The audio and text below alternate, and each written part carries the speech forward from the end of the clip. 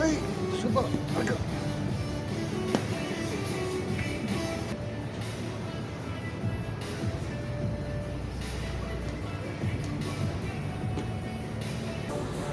Good morning. Today's video. Ano ko? So today, ang gagawin natin ay shoulder and tricep. Sorry, nakalimutan ko pala ang introduction natin. So, this is my day 3 for the 30-day vlog challenge. Change. Okay, so shoulder tayo. May dumating ng tao, pero puti malayo. So, pwede ko lakasan ng kaunti ang boses ko, kaso mabilis na naman ako magsalita. Ang topic ko for today, itong workout ko, shoulder. Then, time management. Tagal ko nang gustong pag-usapan yun time management. But ako, i-introduce ko muna sarili ko. I am Ryan D. Guzman. I am an entrepreneur here in Dubai. Okay, so time management. Kami natin pag-usapan after nitong buhat ko. Okay.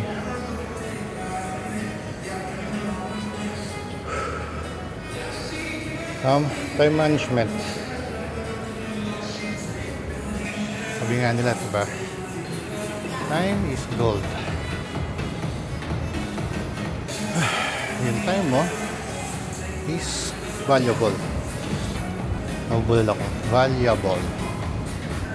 Lahat tayo, meron tayong 24 hours. Diba? Bawat tao, meron 24 hours. Gusto ko ibigay sa inyo yung ano ko, yung schedule ko sa sarili ko. Ang mga activities ko, ito, workout, nag-aasikaso ako ng business,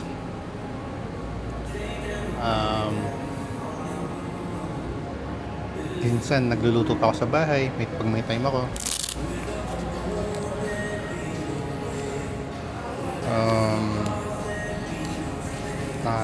Nakikinig ako ng audiobook, which is malaking bagay. Nagiging vast yung knowledge ko dahil sa hindi kasi ako nagbabasa masyado ng libro, pero pagka audiobook kasi ang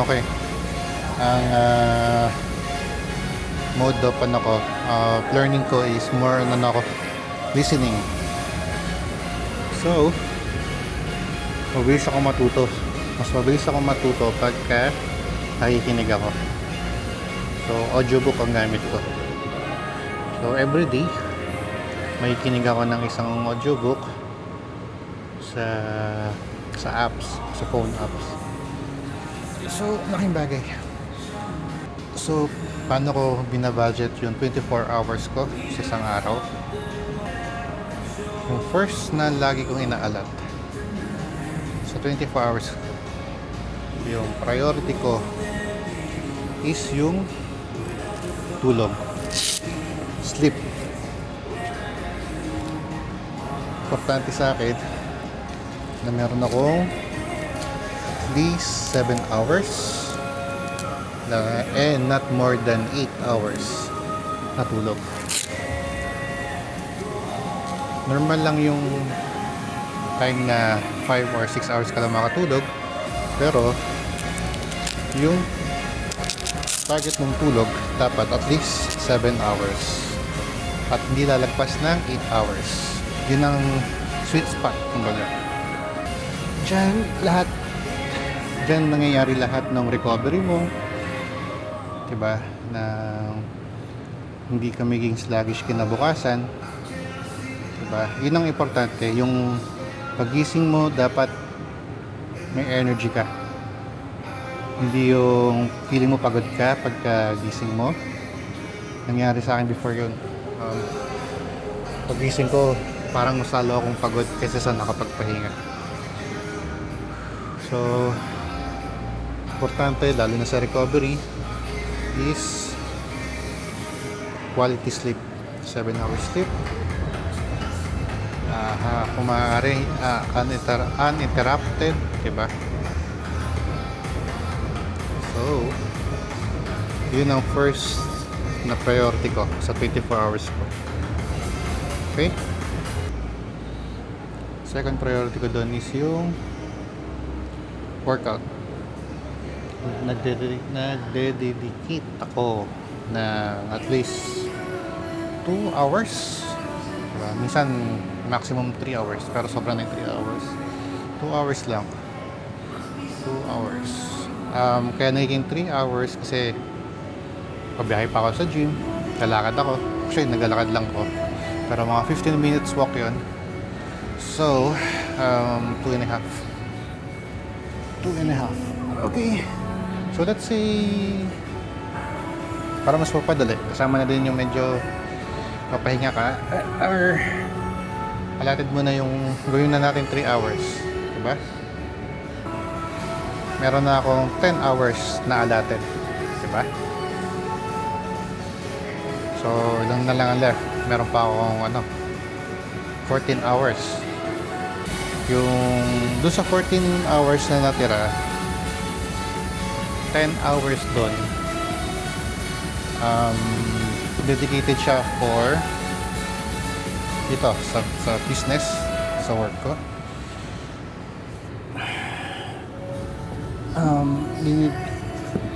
Doon siya ni-slot para at least kito pa, no? Mahaba-haba.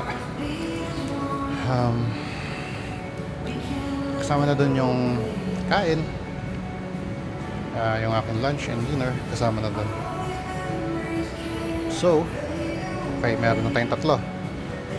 Meron tayong 7 hours sleep, 3 hours workout, 10 hours work. Total nun nila, 20 hours. Diba? Total niya is 20 hours. Meron pa akong 4 hours slotted. Ano yung 4 hours na yun? Ang dami pa yun.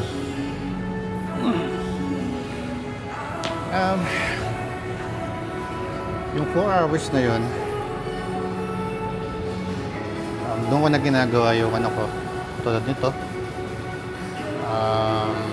Minsan in-extend ko yung time ko doon sa business, or leisure ko na yun, like manonood ako ng anime,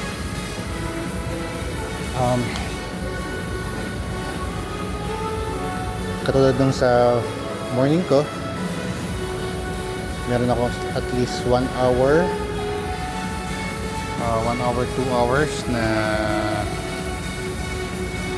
slow morning ko, kumbaga. Gagawa ko ng breakfast, shower, ligo, mag-check ako ng mga daily activities ko, kung ano yung mga kailangan kong gawin for that day. So let's say sabihin 2 hours sa morning, tapos 2 hours sa gabi. So 2 hours sa gabi, doon ko na ginagawa ito, yung pag-edit. Then pag may time pa ako, nanonood ako ng anime. Then yun na yung whole day ko. Simple lang. So iayusin natin na by pattern. 7 hours sleep, gigising ako ng maaga. 5:30 gising na ako.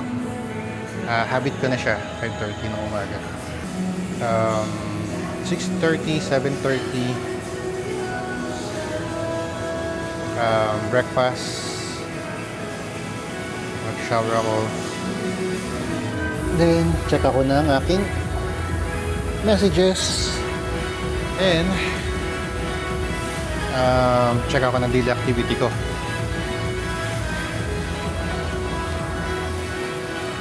Nag-check na din ako ng then after nun 7:30, 8:30, 9:30, 10:30 workout ako. 10:30 kasama na dun yung biyahe ko.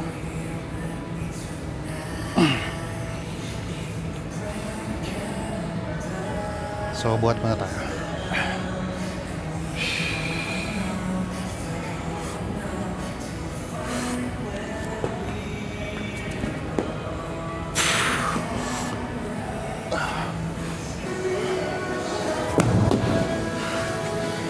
Disclaimer lang, ano lang siya, pattern lang siya, pero doesn't mean na strictly na dapat sundin mo siya, kasi syempre hindi naman consistent ang everyday na pangyayari. Pero maganda yung meron kang pattern na pwede mo sundan sa mga days na kaya mong gawin. May times kasi na biglaan na may lakad ka, may times na biglang may mag-aaya sa'yo, di ba? Importante na ibigyan mo rin ng time yun, diba? So bayan ako ng 10:30, nag-start na ako mag-check ng mga pwede kong gawin for the business. So may mga nakaset na akong kailangan kong gawin, may mga task na ako.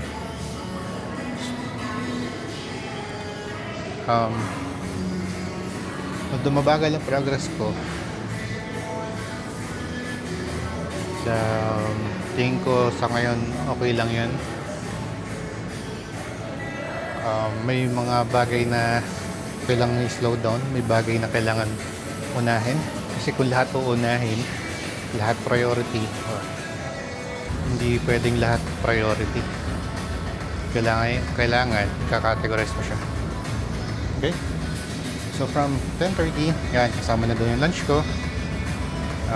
Diretso ako doon sa aking ginagawa work, may mga task ko.